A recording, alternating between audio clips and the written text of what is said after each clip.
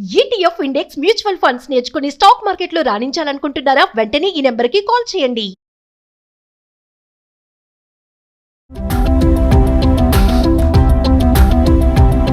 నమస్తే, welcome back to Suman TV.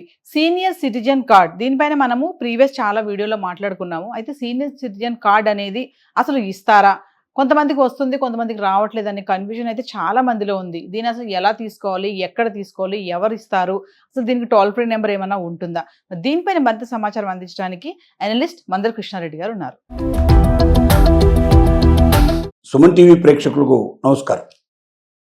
Senior citizen card అనేది మధ్య బాగా ప్రచారంలోకి వచ్చింది. యూట్యూబ్ ఛానల్స్ చాలాట్లో వీటి గురించి విరివిగా ప్రచారం జరుగుతుంది. ఈ సీనియర్ సిటిజన్ కార్డు ఉన్నట్టయితే అనేక రకాల ప్రయోజనాలు పొందొచ్చు. కాబట్టి ప్రతి సీనియర్ సిటిజన్ తప్పనిసరిగా 60 ఏళ్ళు నిండిన వాళ్ళందరూ కూడా ఈ సీనియర్ సిటిజన్ కార్డు పొందాలి అనేటువంటి ఒక ఆలోచనకు వచ్చారు. కానీ ఎక్కడ తీసుకోవాలి, ఎవరిని అడగాలి, ఇది ఎలా దొరుకుతుంది? ముఖ్యంగా సీనియర్ సిటిజన్స్ ఒంటరిగా ఉండడం ఎక్కువగా ఉంటుంది. వాళ్ళు ఇన్ని ఆఫీసులు తిరిగి సంపాదించడం సాధ్యం అవుతుందా అనేది దీంట్లో ముఖ్యమైన విషయం. అసలు ఎందుకు సీనియర్ సిటిజన్ కార్డు కావాలి? నెంబర్ 1 ఏమిటంటే, మనకు రైల్వే కన్సెషన్స్ లావని, బస్ కన్సెషన్స్ లాంటివి, ఫ్లైట్ కన్సెషన్స్ లాంటివి డిస్కౌంట్స్ మనకు ఇస్తున్నారు. రకరకాల డిస్కౌంట్స్ ఉన్నాయి. ఒక్కొక్క గవర్నమెంట్ ఒక్కొక్క రకంగా ఇస్తుంది. అలాగే రైల్వేస్ లోపల కొంత పర్సెంటేజ్ ఇస్తున్నారు. అలాగే లోయర్ బెర్త్ కంపల్సరీగా ఇచ్చేటువంటి అవకాశాలు కల్పించారు. తర్వాత ప్రభుత్వ పథకాల్లో కూడా పెన్షన్ ఇవ్వడం లాంటివి, ఇలాంటివి రకరకాల ప్రయోజనాలు దీని లోపల ఉన్నాయి. అలాగే కొన్ని చోట్ల మనం క్యూలో నిలబడాల్సిన అవసరం లేకుండా సీనియర్ సిటిజన్స్ కి బ్యాంకుల్లో కానీ, హాస్పిటల్స్లో కానీ, కొన్ని ప్రభుత్వానికి సంబంధించినటువంటి సంస్థలు, కొన్ని ప్రైవేట్ సంస్థలు కూడా సీనియర్ సిటిజన్ వెళ్తే వాళ్ళు మిగతా వాళ్ళలాగా నిల్చొని మరి ఉండగలిగే శక్తి సామర్థ్యాలు ఉండవు. కాబట్టి వారికి సపరేట్గా తీసుకెళ్లి తొందరగా తమ పని ముగించి బయటికి పంపించేట్టుగా గవర్నమెంట్ సంబంధించిన అన్ని ఆఫీసుల్లో కూడా దాదాపుగా ఈ రకమైన రిస్ట్రిక్షన్స్ ఉన్నాయి. అలాగే బస్సులో కూడా ఫ్రంట్ సీట్లు కొన్ని కేటాయించడం కానీ, అలాగే మెట్రోలో కూడా కొన్ని సీట్లు కేటాయించడం కానీ, ఇలాంటివన్నీ జరుగుతుంటాయి. వీళ్ళందరికీ సీనియర్ సిటిజన్ కార్డు ఉంటే చూపిస్తే చాలా సులభంగా పని అయిపోతుంది అనేది మన ఉద్దేశం. ఈ సీనియర్ సిటిజన్ కార్డు ఎక్కడ పొందాలి? నెంబర్ 1 ఏమిటంటే, దీన్ని మున్సిపాలిటీస్ ఉన్నట్టయితే మున్సిపల్ ఆఫీస్లో వాళ్ళ యొక్క వార్డు ఎక్కడ ఉంటుందో ఆ వార్డుకు సంబంధించిన ఆఫీస్ ఏదైనా ఉంటే, ఆ ఏరియాకి సంబంధించిన ఆఫీస్ ఏదైనా ఉంటే ఆఫీస్కి వెళ్ళి మీరు దీని గురించి ఎంక్వైరీ చేస్తే కరెక్ట్గా మీరు ఎవరు ఇష్యూ చేస్తారో మీకు స్పష్టంగా చెప్తారు. అక్కడే ఇష్యూ చేసే అవకాశాలు చాలా ఎక్కువగా ఉంటాయి. ఇది కాకుండా ఒకవేళ గ్రామ ప్రాంతాలు అయినట్టయితే గ్రామీణ ప్రాంతాల లోపల ఎంఆర్ఓ ఆఫీసులో మీకు సరి అయినటువంటి దీని గురించి ఇన్ఫర్మేషన్ పూర్తిగా తెలుస్తుంది. అదే ఎంఆర్ఓ ఆఫీసులో ఇష్యూ చేస్తుండొచ్చు, లేదంటే దానికి సంబంధించిన ఏదైనా ఇతరత్ర ఆఫీసులో కూడా ఇష్యూ చేయడానికి అవకాశం ఉంటుంది. కొంతకాలం మీ సేవ నుంచి కూడా ఈ అప్లికేషన్స్ రిసీవ్ చేయడం జరిగింది. ప్రస్తుతానికి తీసుకోవడం లేదని కొంత ఇన్ఫర్మేషన్ వస్తూ ఉంది. ఇవన్నీ కాకుండా ఒకవేళ మీకు ఈ చిక్కుముడి ఇప్పకపోయినట్టయితే, మీకు ఎక్కడ దొరక్కపోయినట్టయితే టోల్ ఫ్రీ నెంబర్లో 14567 నెంబర్ జ్ఞాపకం పెట్టుకోండి. 1 తర్వాత 4, 5, 6, 7 అంటే 5 నెంబర్లు మొత్తం. దీన్ని మీరు డయల్ చేసి, ఇది toll free number, government of ఇండియాకి సంబంధించిన నెంబరు. ఈ నెంబర్లోకి వాళ్ళు వస్తారు, మీకు లైన్లోకి వస్తారు. వాళ్ళకి మీ సమస్య ఏమిటో చెప్పండి.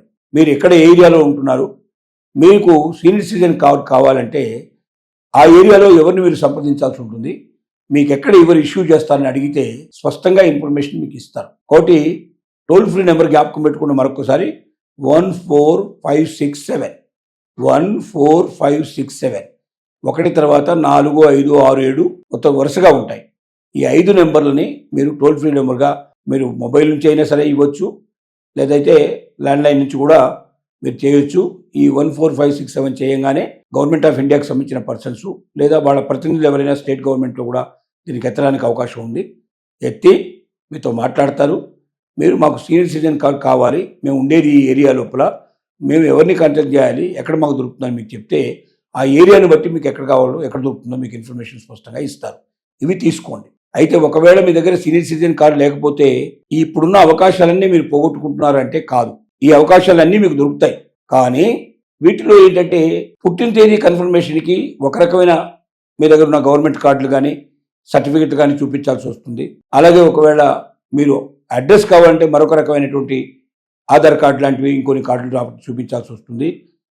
మీరు పెన్షన్కి మరొక రకమైన కార్డు చూపించాల్సి వస్తుంది.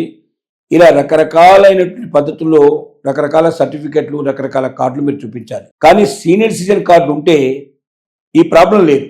అన్నిటి బదులుగా ఒకే ఒక మీరు అన్ని రోగాలకి ఒకటే మందు అన్నట్టుగా ఏ ఆఫీస్కి వెళ్ళినా ఏ రకమైన ప్రభుత్వ పథకాలు తీసుకోవాలనుకున్నా, ఏ రకమైన కన్సెషన్స్ పొందాలనుకున్నా, డిస్కౌంట్స్ పొందాలనుకున్నా, మరి ఏ రకమైనటువంటి బెనిఫిట్స్ మీరు పొందాలనుకున్నా ఒకే ఒక కార్డు సీనియర్ సిటిజన్ కార్డు తోటి మీకు ఈ సమస్యలన్నీ తొలగిపోయే అవకాశాలు ఉంటాయి. కాబట్టి ప్రతి ఒక్క సీనియర్ సిటిజను ఖచ్చితంగా సీనియర్ సిటిజన్ కార్డు పొంది ఉంటే మంచిది. కానీ లేనంత మాత్రంలో మీకు ఏ అవకాశాలు మీకు దూరం కావు.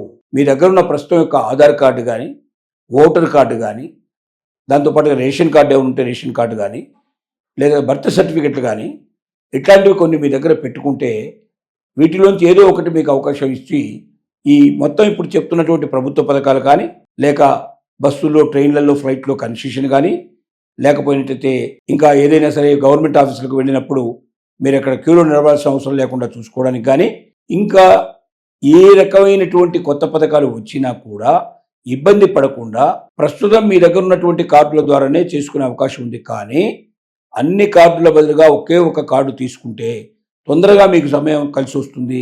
ఎక్కడికి వెళ్ళినా అది పనికి వస్తుంది.